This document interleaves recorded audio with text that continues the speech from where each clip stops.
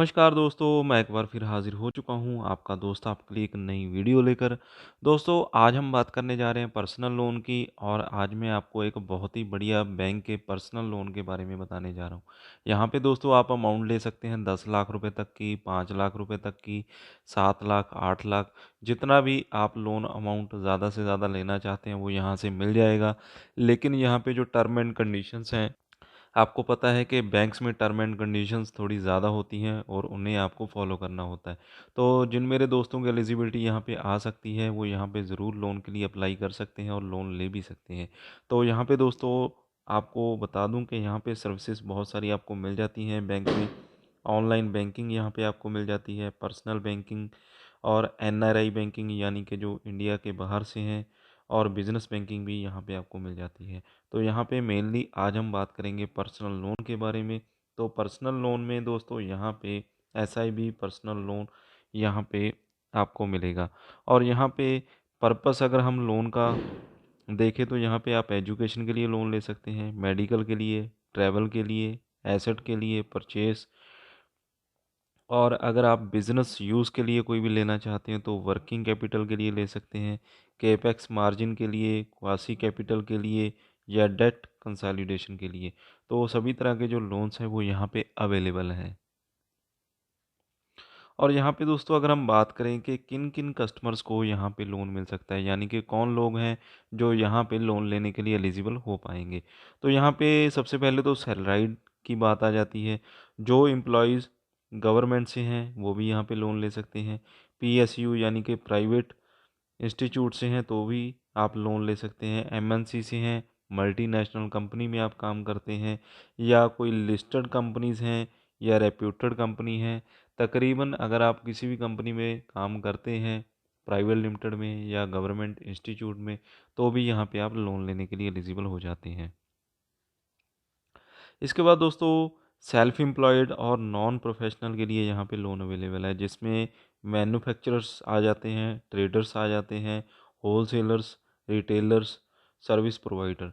तो ये लोग भी यहाँ पे लोन लेने के लिए एलिजिबल हो जाते हैं। इसके बाद दोस्तों तीसरी कैटेगरी आ जाती है सेल्फ एम्प्लॉयड, जिनमें डॉक्टर्स आ जाते हैं, सीए हो गए, सीएस, आईसीडब्ल्यूए, आर्किटेक्ट्स और इंजीनियर्स।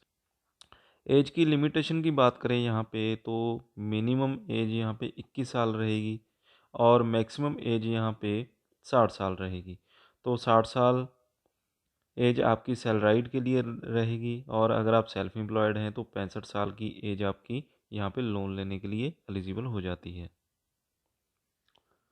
अमाउंट की बात बात करें दोस्तों, यहाँ पे कितना लोन आप ले सकते हैं। 1 लाख रुपए का लोन यहाँ पे आप ले सकते हैं, और मिनिमम से मिनिमम 1 लाख आप ले सकते हैं, मैक्सिमम यहाँ पे 10 लाख ले सकते हैं। और इनकम आपकी चेक की जाती है, इनकम प्रोग्राम।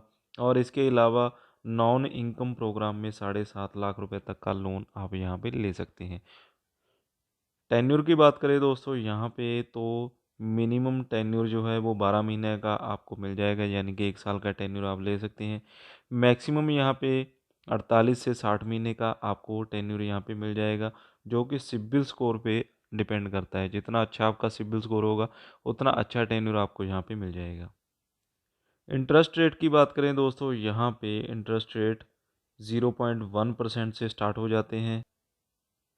इंटरेस्ट रेट के लिए दोस्तों यहाँ पे एक पूरी शीट दी गई है, जैसे कि होम लोन स्कीम में कितना इंटरेस्ट लगेगा, कार लोन में कितना लगेगा, यूज्ड कार लोन में कितना लगेगा, आपका पर्सनल लोन में रेंटल, एक्सीलेंस लोन्स, एजुकेशन, अगर आपकी कोई और स्कीम है प्लाज्मा प्लस, डेकोर में। तो जो अलग अलग ऑफर्स चलते हैं बैंक के द्वारा अलग अलग कस्टमर्स के लिए, तो उनके जो इंटरेस्ट रेट हैं वो अलग अलग होते हैं। तो यहाँ पे पूरी एक शीट दी गई है, इसे आप अच्छी तरह से स्टडी कर सकते हैं, देख सकते हैं कि कौन से लोगों के लिए, कौन से कस्टमर के लिए कितना रेट ऑफ इंटरेस्ट यहाँ पे तय किया गया है।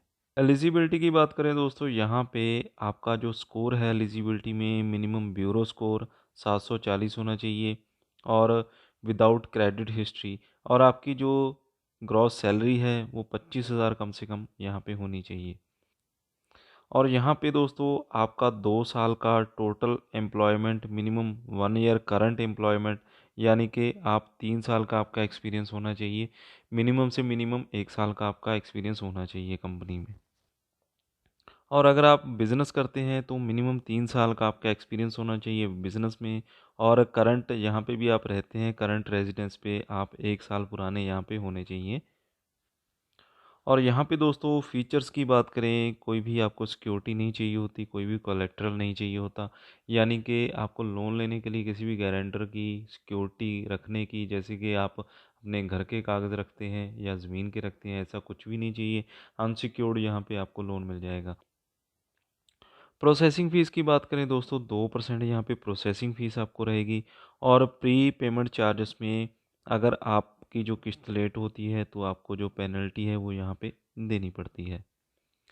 तो अभी दोस्तों हम बात कर लेते हैं डॉक्यूमेंट्स की, कौन कौन से डॉक्यूमेंट यहाँ पे आपको चाहिए होंगे। तो यहाँ पे 3 सेक्शन बनाए गए हैं, सैलराइड, प्रोफेशनल एंड बिजनेस और एनआरआईज के लिए। तो यहाँ पे आपको बता दूं कि जो इंडिया के बाहर रहते हैं एनआरआईज, उनको भी लोन देने का यहाँ पे प्रावधान रखा गया है। तो उनके लिए भी यहाँ पे हम बात कर लेते हैं। तो सबसे पहले तो जो सैलराइड पर्सन है, 12 month bank statement showing salary credit bank statement from where loans are repaid. तो यानी कि आपको अपने 12 मंथ की हिस्ट्री यहाँ पे शो करनी होगी बैंक स्टेटमेंट सैलराइड पर्सन को, और प्रोफेशनल और बिजनेस को 12 month SB account statement for current account, यानी कि करंट अकाउंट में आपकी जितनी भी ट्रांजैक्शन है बिजनेस की वो यहाँ पे शो करनी होंगी। एनआरआईज के लिए 12 month NRE account, resident account of spouse showing inward remittance during last 12 month. अगर आपका कोई भी रिलेटिव या आपकी वाइफ स्पाउस यहाँ पे रहते हैं तो उनका जो अकाउंट है आपको शो करना होगा लास्ट 12 मंथ का। पासपोर्ट साइज़ फ़ोटो आपको तीनों कंडीशंस में चाहिए होंगी। और प्रूफ ऑफ आइडेंटिटी में आपको पैन कार्ड चाहिए होगा, यहाँ पे भी आपको पैन कार्ड चाहिए होगा। तो आपका, अगर आप एनआरआई हैं तो आइडेंटिटी लाइक पासपोर्ट आप यहाँ पे दे सकते हैं। एड्रेस प्रूफ में यहाँ पे आप आधार कार्ड या पैन कार्ड दे सकते हैं। एड्रेस प्रूफ में आप सैलराइड पर्सन हैं तो driving licence, voter ID card, Aadhaar card, vote card ये आप दे सकते हैं। एड्रेस प्रूफ में यहाँ पे आपको बिजनेस में एमओए दे सकते हैं, पार्टनरशिप डीड दे सकते हैं। और यहाँ पे भी सेम रहेगा कि आप यहाँ पे वोटर आईडी कार्ड, लाइसेंस या ड्राइविंग लाइसेंस या पासपोर्ट आप दे सकते हैं। इनकम प्रूफ के लिए यहाँ पे सैलराइड पर्सन के लिए आईटीआर या फॉर्म 16 आपका लास्ट 2 ईयर्स का यहाँ पे भरना होगा। और बिजनेस में भी same ITR AFS last 2 years का रहेगा। और यहाँ पे एनआरआई सेक्शन में valid passport and visa compulsory रहेगा। और यहाँ पे दोस्तों सैलरी स्लिप, सैलरी सर्टिफिकेट यहाँ पे आपको चाहिए होगा सैलराइड के लिए। और बिजनेस के लिए फाइनेंशियल्स चाहिए होंगे। और आपको एनआरआई सेक्शन के लिए आपको सैलरी स्लिप, सैलरी सर्टिफिकेट या रेमिटेंस डिटेल्स यहाँ पे चाहिए होंगी। तो अभी बात आती है दोस्तों आपने लोन को अप्लाई कैसे करना है। तो यहाँ पे एक आपको ऑप्शन दिया जाता है, यहाँ पे आप देख सकते हैं, आपको एक एप्लीकेशन फॉर्म दिया जाएगा। तो इस पे आपने क्लिक कर देना है। तो दोस्तों यहाँ पे सबसे पहले तो आपने नीचे आ जाना है, यहाँ पे आपको ऑप्शंस मिलेंगी। तो यहाँ पे एक आपको सेक्शन मिलेगा ऑनलाइन सर्विसेज का। तो इसमें ऑनलाइन सर्विसेज में काफ़ी सारी ऑप्शंस यहाँ पे आपको मिल जाती हैं। तो इसमें एक ऑप्शन मिलेगी आपको लोन इंक्वायरी। तो यहाँ पे एक ऑप्शन आपको मिलेगी लोन इंक्वायरी फॉर्म। तो इस पे आपने क्लिक कर देना है।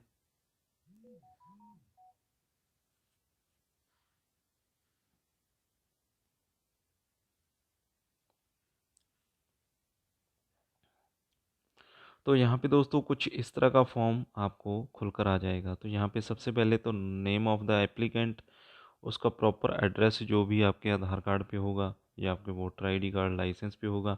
आपका फ़ोन नंबर आ जाएगा जो भी लोन के लिए अप्लाई कर रहे हैं।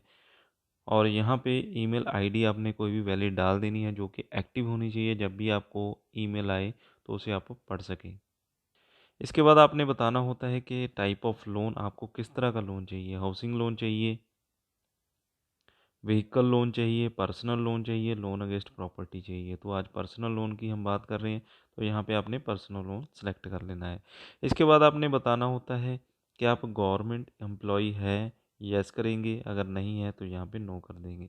इसके बाद आपने क्वांटम ऑफ लोन रिक्वायर्ड यानी कि कितनी अमाउंट का लोन यहाँ पे आपको चाहिए, तो यहाँ पे आपने अपना लोन का अमाउंट बता देना है जितना भी आपको यहाँ पे चाहिए होगा। इसके बाद आपकी प्रेफर्ड ब्रांच यहाँ से पूछी जाएगी।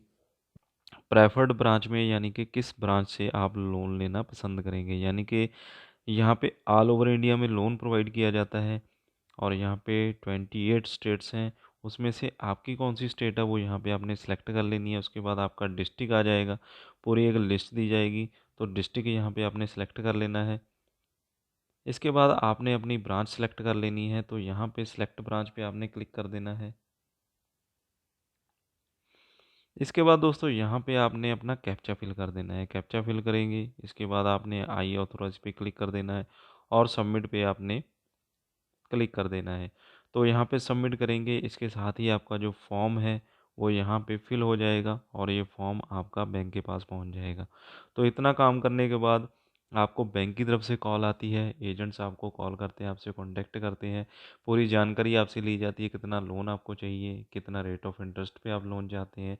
तो उसके अकॉर्डिंग आपको बैंक की शर्तें, टर्म एंड कंडीशंस जो मैंने यहाँ पे बताई हैं आपको डीपली समझाई जाएंगी। उसके बाद आपने बताना होता है कितना लोन आपको चाहिए, तो आपकी डील होती है। इसके बाद आपने ऑनलाइन एक बार अप्लाई कर दिया, उसके बाद आपको कोई भी नियरेस्ट ब्रांच जाकर आप अपने जो फॉर्म है वो सबमिट कर सकते हैं और आपका जो लोन है वो साथ ही साथ कुछ घंटों में या 1 या 2 दिन में वो बैंक का अपना प्रोसेस होता है। उसमें मैं अभी आपको नहीं बता सकता हूँ कितना टाइम लगेगा, वो बैंक आपको बताता है। तो यहाँ पे आपको जो लोन है वो आपके बैंक अकाउंट में ट्रांसफ़र कर दिया जाता है।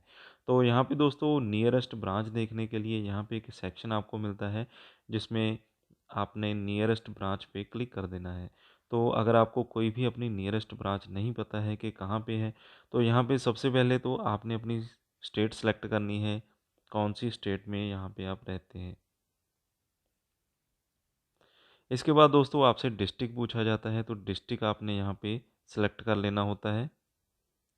इसके बाद दोस्तों आपने यहाँ पे अपना नियरेस्ट जो भी आपको सिटी लगती है, यानी कि लुधियाना के सेक्शन में मैंने यहाँ पे डाला है, तो यहाँ पे नियरेस्ट सिटी जो भी आपको लगती है वो यहाँ पे आपने कीवर्ड अपना सर्च कर लेना होता है। तो आपकी जो ब्रांच है वो यहाँ पे आपको मिल जाएगी, जो भी नियरेस्ट ब्रांच आपके नियर बाय होगी। तो इस तरह से दोस्तों साउथ इंडियन बैंक से आप पर्सनल लोन ले सकते हैं। ईएमआई में आपको लोन मिलेगा, काफ़ी बड़ी अमाउंट में आप ले सकते हैं, 10 लाख रुपए तक की रेंज दी गई है। तो यहाँ पे आपकी जो एलिजिबिलिटी है वो होनी ज़रूरी है, जो जो कंडीशंस मैंने आपको यहाँ पे बताई हैं अगर आप वो फॉलो कर लेते हैं तो लोन आपको यहाँ पे ज़रूर मिल जाएगा। अनसिक्योर्ड लोन है और यहाँ पे किसी भी गारंटर या कोलेटरल की ज़रूरत नहीं होती है। हाँ, ये ज़रूर है कि आपका सिबिल स्कोर अच्छा होना चाहिए, आपका जो प्रोफाइल है वो अच्छा होना चाहिए। तो चलिए दोस्तों, आज की वीडियो में बस इतना ही। अगर आपको ये वीडियो अच्छा लगा हो तो इसे लाइक और शेयर ज़रूर करें और इसी तरह की वीडियोज़ देखने के लिए हमारे चैनल को अभी सब्सक्राइब कर लें और साथ में लगे बेल आइकन को दबाना ना भूलिएगा।